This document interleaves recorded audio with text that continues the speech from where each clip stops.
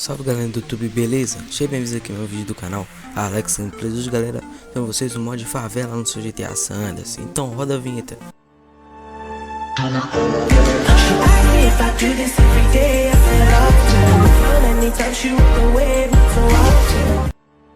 Galera, eu recebi vários pedidos aí de uma favela no GTA San Andreas. Então hoje nesse vídeo eu tô trazendo pra vocês o download de uma favela, beleza?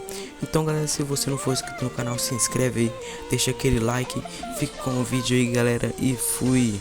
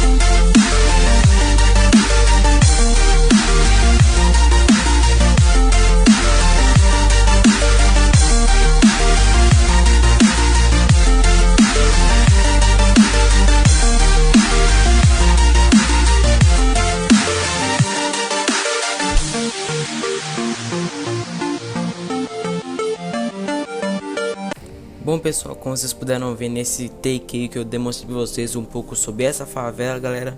Então agora eu tô mostrando a vocês o tutorial de instalação, beleza galera? Lembrando, essa favela aqui galera, ela não dá erro no GTA San Andreas, beleza? E também ela não dá lag, ela é super leve, beleza galera?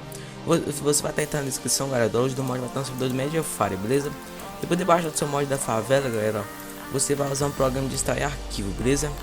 Você vai extrair de boa.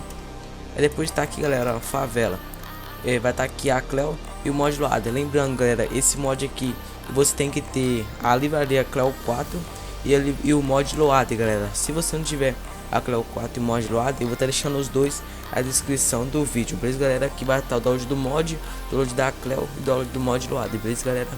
Então vai estar aqui galera a Cleo, como vocês podem ver, e aqui a pasta mod Loader galera, como vocês podem ver, vai ter dois arquivos aqui, a pasta data e o GTA 3.mg, que é os arquivos da favela, né galera? Aqui ó, como vocês podem ver a pasta data, né? Eu recomendo, se você instalar essa pasta data aqui na pasta raiz do GTA galera, recomendo vocês fazerem um backup do arquivo pasta data no seu GTA. Caso ocorra erro na hora de você instalar isso aqui ó, você só apagar a pasta data de novo e pôr que você fez o backup, beleza galera?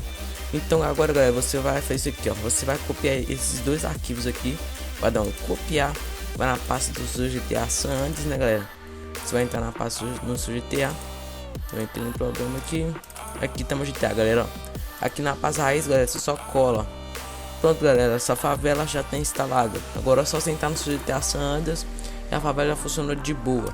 Lembrando galera, caso ocorra erro no GTA, primeiro faça o backup da pasta data antes de instalar o mod, beleza?